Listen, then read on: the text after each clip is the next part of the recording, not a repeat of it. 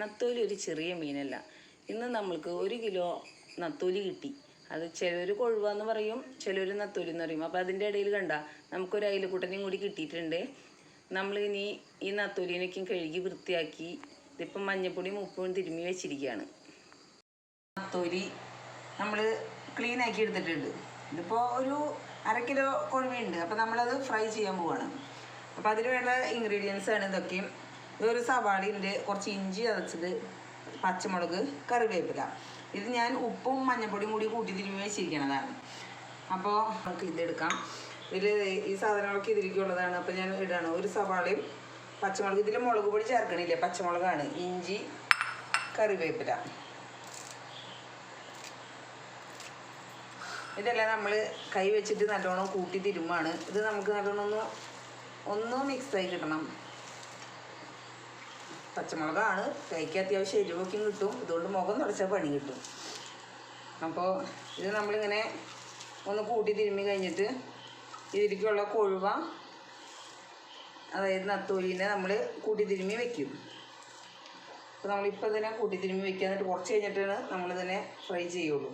അപ്പോൾ ഇത്രയും പെരുത്തെടുക്കണില്ല, ഇത്രയ്ക്ക് എടുക്കണുള്ളൂ. ഇത്ര മതിയില്ലേ? ഇത്ര മതി. ഒരു നേരത്തേക്കുള്ളത് വേണ്ടു. ബാക്കിയുള്ളത് നമുക്ക് വേറെ രീതിയിൽ ഫ്രൈ ചെയ്യാം.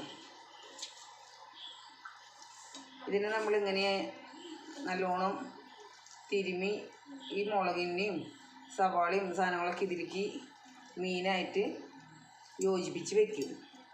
എന്നിട്ട് ഒരു 1/2 മണിക്കൂർ ഇങ്ങനെ വെക്കും. അത് കഴിഞ്ഞിട്ട് നമ്മൾ വറക്കും. കൊഴുവേനെ പതുക്കനെ മാറ്റി വയ്ക്കുക. കാരണം എന്താണെന്ന് വെച്ചാൽ കൊഴുവയ്ക്ക് വേവ് കുറവാണല്ലോ. സവാളയുടെ ഒപ്പം കൊഴുവിട്ട് കഴിഞ്ഞാൽ നമ്മൾ വറുത്ത് വരുമ്പോഴേ മുള്ള് വേറെ മീൻ വേറെ ആയിട്ട് കൊടുക്കും. അപ്പോൾ ഇത് സവാള ഒന്ന് വാടിയതിന് ശേഷം അതിൻ്റെ മുകളിലേക്ക് മീനുകളെ പറക്കിയിടുകയാണെങ്കിൽ മീൻ അങ്ങനെ അങ്ങോട്ട് വല്ലാണ്ട് ഉടഞ്ഞു പോകത്തില്ല. ചട്ടിയിലപ്പോൾ ചട്ടി ചൂടായിട്ടുണ്ട്. നമ്മളപ്പോൾ എണ്ണ ഒഴിക്കുകയാണ്. സവാളയും ആ മസാലയും ഉണ്ടല്ലോ, മസാലേനെ ആദ്യം എണ്ണയിലേക്ക് അങ്ങനെ ഇടണം. പക്ഷെ അതിനൊന്ന് നമുക്ക് വാടി കഴിഞ്ഞ് കഴിയുമ്പോൾ അതിലാകുമ്പോൾ വെള്ളത്തിൻ്റെ അംശം ഉണ്ടല്ലോ, ആ വെള്ളത്തിൻ്റെ അംശം പോയി കഴിയുമ്പോൾ മീനിനെ അതിൻ്റെ മുകളിലേക്ക് വറക്കിടാം.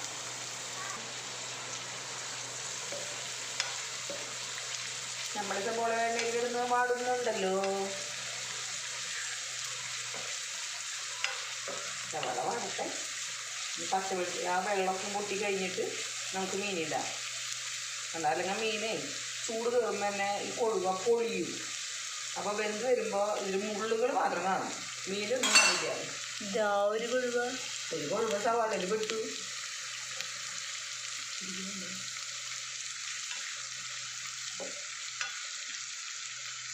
ആ വെള്ളം പൊട്ടി കഴിയട്ടെ.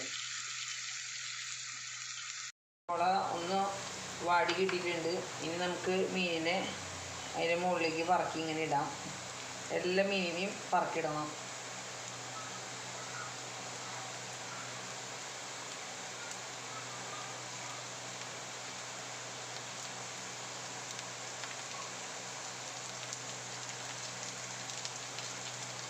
മീനിനെ എല്ലാം നമ്മളിത് ആ സവാളയുടെ മുകളിലേക്ക് പറക്കിയിട്ടു. ഈ മീനിനെ നമുക്ക് മൂടി വയ്ക്കാം. ഇതിൻ്റെ അടപ്പ് അത്രയ്ക്കൊന്നും വലിപ്പമില്ല, എന്നാലും ഇതിന് നമുക്ക് പതുക്കെ മൂടി വെച്ച് കഴിഞ്ഞാലേ പെട്ടെന്ന് വെന്ത് കിട്ടും. നമ്മുടെ മീനിൻ്റെ എണ്ണ അടപ്പ് ചെറുതായതുകൊണ്ടേ അടപ്പിൻ്റെ മുകളിലേക്ക് ഇങ്ങനെ വരുന്നുണ്ട്. അതുകൊണ്ട് നമ്മൾ ഇങ്ങനെ പതുക്കെ ഒന്ന് തുറന്ന് വെച്ചിട്ട് എണ്ണ ഇത്തിരി കൂടുതൽ വെച്ചിട്ടുണ്ട്, കാരണം സവാളയ്ക്ക് ഉള്ളതല്ലേ.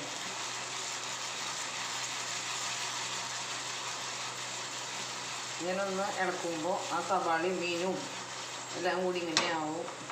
കണ്ട മീൻ ചൂടാവുമ്പോൾ പൊട്ടൽ വരുന്നത് കണ്ട. അതാണ് ഈ കൊഴുവയുടെ പ്രത്യേകത. കൊഴുവ വറുക്കുമ്പോൾ പെട്ടെന്ന് ഇങ്ങനെ ഒഴിക്കും, ഇങ്ങനെ വറുക്കുമ്പോൾ. പക്ഷേ ഭയങ്കര ടേസ്റ്റ് അങ്ങനെ കഴിക്കാൻ. നല്ല കറിവേപ്പില സവാളയ്ക്ക് മൂക്കണം മണമുണ്ടല്ലോ, നല്ല മണം. ഇതും മുരിഞ്ഞ് തുടങ്ങിയിട്ടുണ്ട്. ഞാൻ ഇടയ്ക്ക് ഇത് തുറന്നിരുന്നു. അത് തുറന്നു കഴിഞ്ഞിട്ട് ടീസ്പൂണൊക്കെ ഇളക്കില്ല, ഇങ്ങനെ ഇളക്കും. ടീസ്പൂണൊക്കെ ഇളക്കി കഴിഞ്ഞാലേ മീനൊക്കെ ഉടഞ്ഞു പോകും. ഇങ്ങനെയാകുമ്പോൾ മീനൊന്ന് മറിഞ്ഞ് കിട്ടുമല്ലോ. പിന്നെ നമ്മൾ പ്രത്യേകം മറിച്ചിടണ്ടല്ലോ.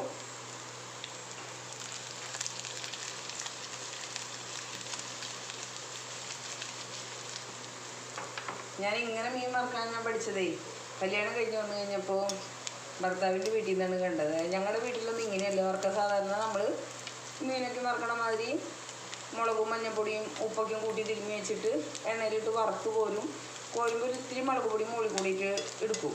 അങ്ങനെയാണ്. അത് കഴിഞ്ഞ് ഇവിടെ വന്നപ്പോഴാണ് ഇങ്ങനെ മീൻ വറുക്കണത് കണ്ടത്. അപ്പോൾ എനിക്കിത് ഭയങ്കര ഇഷ്ടമായി. ഇതിൻ്റെ ടേസ്റ്റ്, ഇതിൽ ആ ഇഞ്ചിയും സബോളയും വേപ്പിലയ്ക്കും മൂക്കുമ്പോഴുള്ള മണം. ഞാൻ എന്നിട്ട് എൻ്റെ വീട്ടിൽ ചെന്ന് കഴിഞ്ഞിട്ട് ഇങ്ങനെ വറുത്ത് കൊടുത്തുമായിരിക്കും.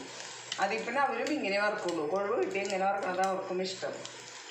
നമ്മുടെ സവാളയ്ക്ക് കണ്ട ഇത് നല്ല ഗോൾഡൻ വരുമ്പോൾ ഈ സവാളയ്ക്കും ഇഞ്ചിക്കും പിള്ളേർക്ക് ഭയങ്കര ഇഷ്ടം. ഇതിലത്തെ സവാള ഇഞ്ചി അല്ലെങ്കിൽ ഇഷ്ടമല്ല.